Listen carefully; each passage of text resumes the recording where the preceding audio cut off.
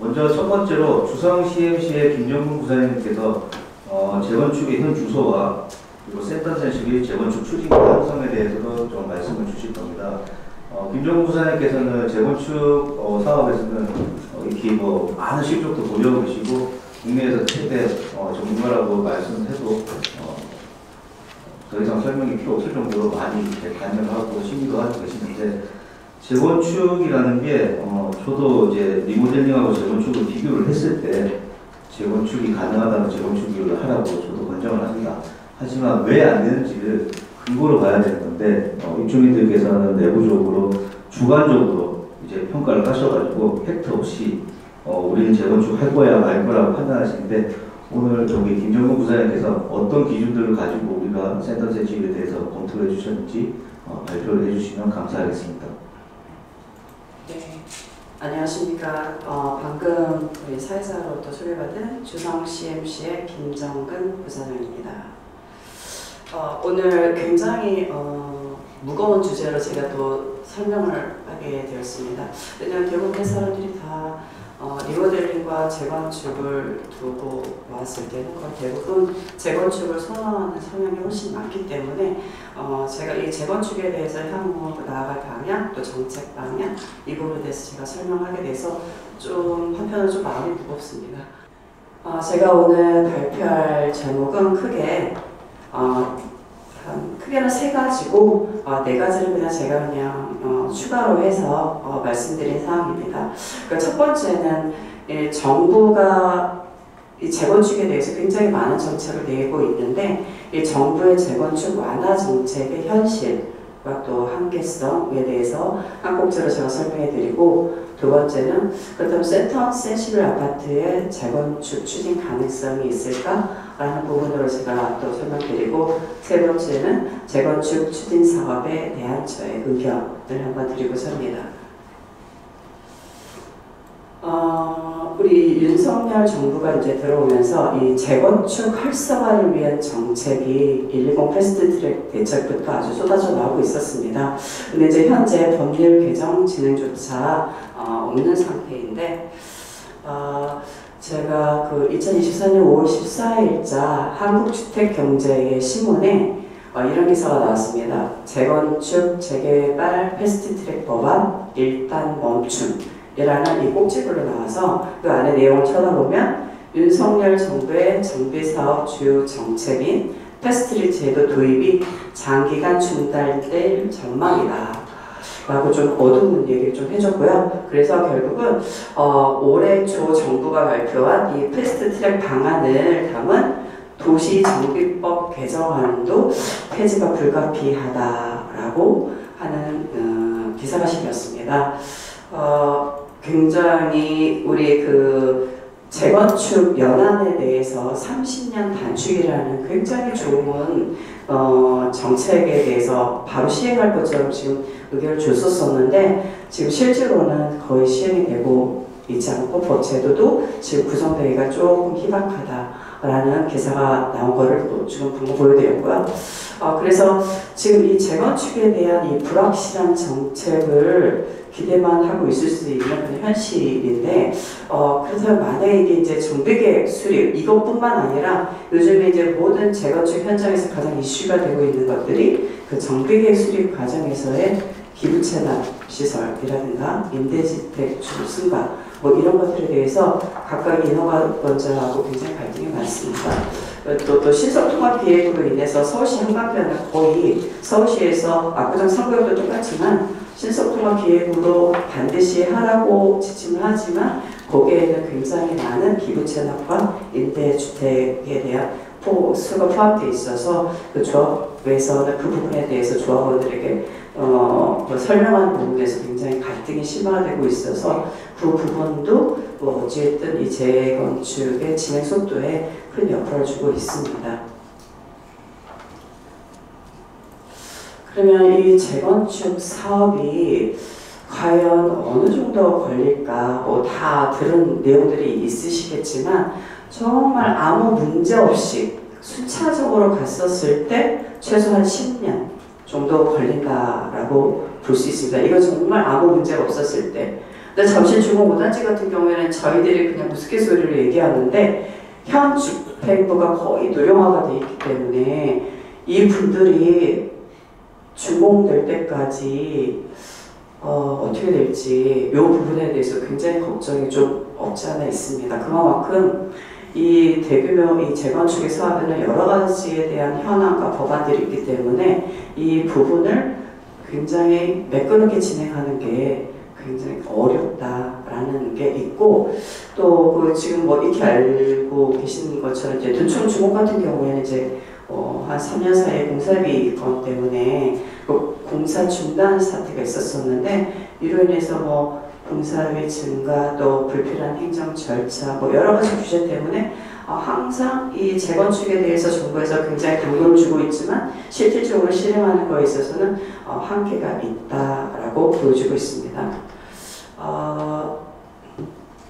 그 중에 이제 제가 요 근래 그 한국도시정비학회라는 곳에서 창립기념 세미나를 5월 27일 날 했었었는데 여기에서 가장 큰 이슈로 얘기하고 있는 게 이제 공사비, 건설 공사비 급등에 대해서 이슈가 돼서 설명을 해주셨습니다. 그러니까 그 중에서 이 타이틀이 최근 불안한 국제 정세로 인한 공사비 급등, 고금리 지속 등으로 사업성 악화 대응이 필요하고 2024년 수도권 민간 아파트 분양가격 평균 7,773만 원 정도의 그 정도의 평균 단가가 될 거고 또 지속적으로 이 품질 기준 강화로 분양가가 상승하게 됐다라는 것이 현재 이런 기사가 좀 나오고 있고 또 제가 오늘 아까 기다리면서 잠깐 봤더니 또 이런 기사들이 있더라고요. 그 서울 재건축 이거는 이제 동아일보에서 나온 오늘일자 신문인데요.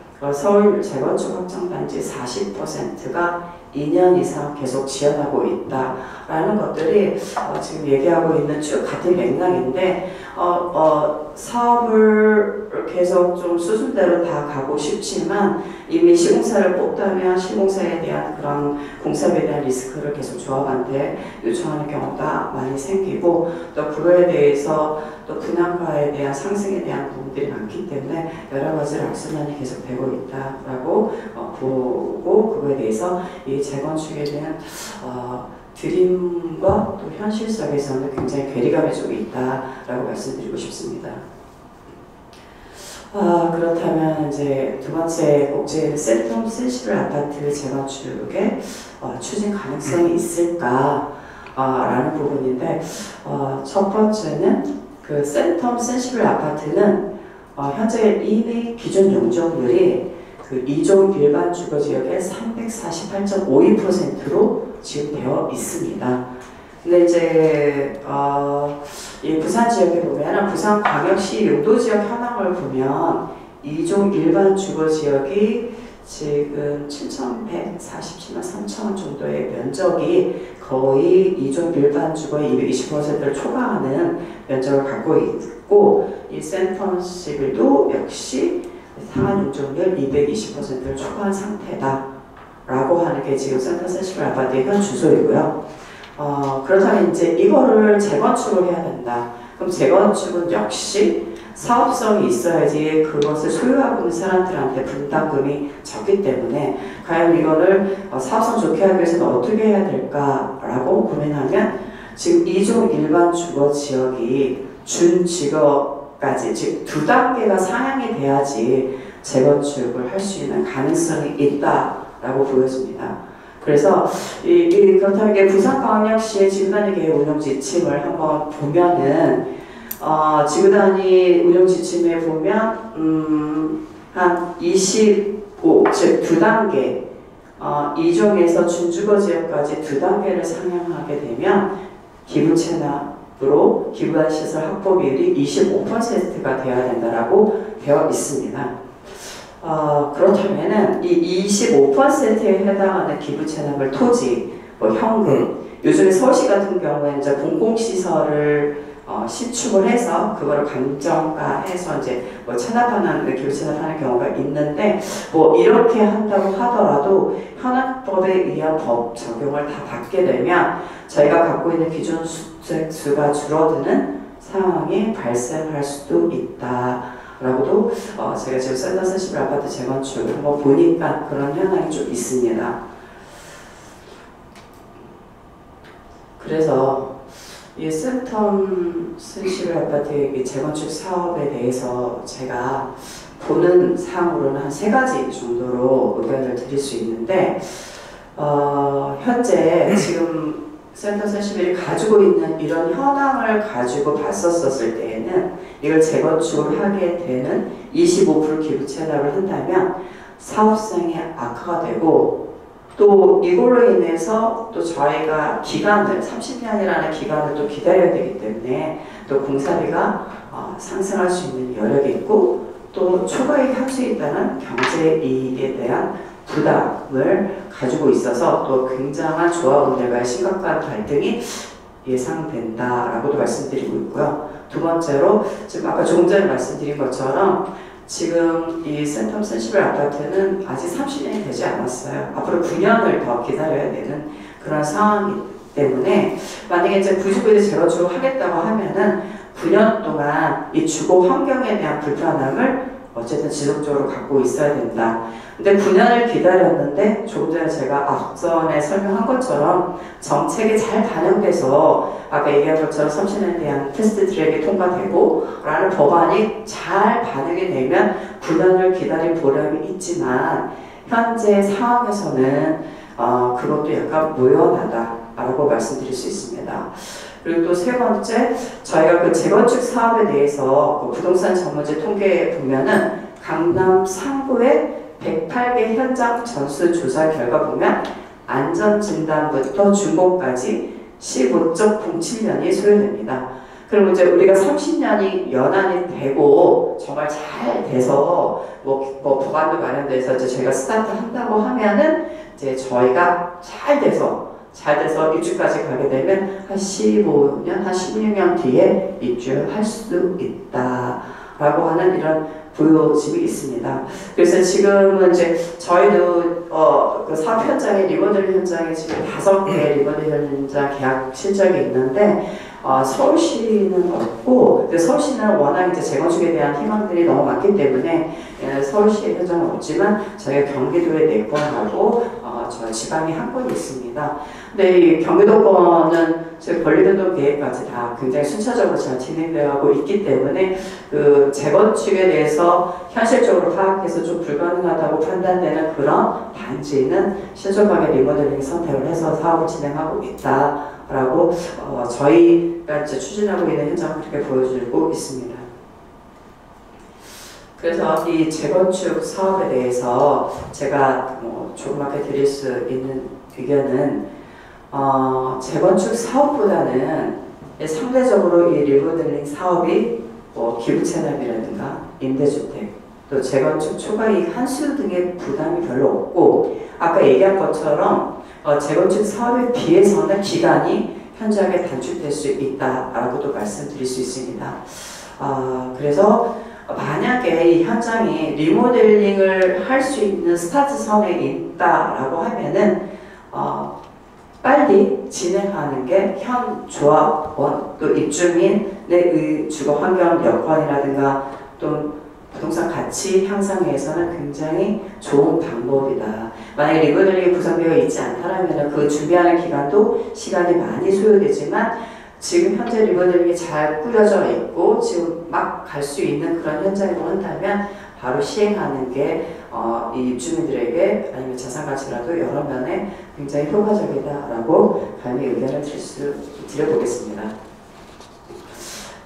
요거는 이제 제가 그 5월 21일자에 그 하우징 헤럴드에서 나왔던 기사인데요. 지금 서울시에서는 조금 전에 제가 말했던 것처럼 뭐 리모델링은 그렇게 이제 많이 하진 않는데, 이 서울시조차에서도 이제 지금은 그 서울 노후 아파트 13% 이상이 리모델링 사업이 합리적이다라는 기사가 나와 있습니다. 여기 얘기한 것처럼 뭐 재건축보다 10년 정도 빠른 곳이 있다라고 하는 것처럼 현재는 리모델링에 대해서 조금 더 긍정적인 방향으로 나가고 있다라고 볼 수가 있습니다. 요거는 먼저 제 개인적인 추가 의견인데, 아까 얘기한 것처럼 재건축을 하게 되면 늘 들었던 것처럼 시간이 많이 소요돼서 그거에 대해서 상대적인 박탈감으로 재산 가치가 하락할 수 있다라는 거하고 재건축 사업하게 되면 기부 채납 또 초과이익 환수 뭐 여러 가지 걸로 인해서 사업성이 감소할 수도 있다. 또 마지막으로 또 그 기간까지 기다려야 되면은 이 경과 연수에 따른 그 불필요한 유지 보수 비용 등이 꾸준하게 지출될 수 있다라고 제가 의견을 드리고요. 어쨌든 리모델링 하게 되면은 당신이 이렇게 계속 살고 있는 주거민들한테 그 생활권도 유지할 수 있고 또 여러 가지 전월 면적도 증가할 수 있는 여러한 사항이 있기 때문에 이 조합원들께서 재건축일지 리모델링일지에 대해서 현명하게 잘 판단하시고 현명한 선택을 하는 게 우선 가장 좋은 방안이라고 말씀드리고 싶습니다. 네, 이상 발표를 마치겠습니다. 감사합니다. 예, 감사합니다. 예, 센터 센시빌을 대상으로 이렇게 재건축 점검에서 이렇게 검토해 주시고, 예, 심지어 이렇게 조금 어려운 자리인데도 불구하고 어떤 방향이 좋은지도 의견을 주신 점 감사드립니다. 제가 지난주에 재건축을 추진을 희망하고 있는 단지 몇 군데를 좀 현장을 갔다 왔었습니다. 거기에는 방 안에 양동이를 놔두고 누수가 된 것들을 대응을 하고 계시고 녹물이 나온 것도 그냥 쓰고 계시더라고요. 저는 그분들이 좀 이걸 봤었으면 좋겠어요. 네. 현재 정부에서 재건축을 완화를 얘기를 하고 있지만 현실적으로 얼마나 힘든 건지 그리고 그게 정부에서 밀어준다고 한들 나중에 잘못되면은 그게 정부에서 책임져 주진 않거든요. 고스란히 그 입주민들이 감수해야 되는 사항들이고 그때 현장에 갔을 때 그분들은 이제 노후화가 심하게 됐다고 해서 재건축을 희망하고 계시는데 지하층에 저희가 골조를 하긴 해봤더니 너무 멀쩡하더라고요. 네. 크레 하나 없이 너무 멀쩡한데 그분들은 단순히 그냥 그런 설비 노후화나 이런 것들로 인해서 재건축을 해야 된다라는 조금 비현실적인 부분들을 가지고 평가하고 계시는데 그런 부분들이 이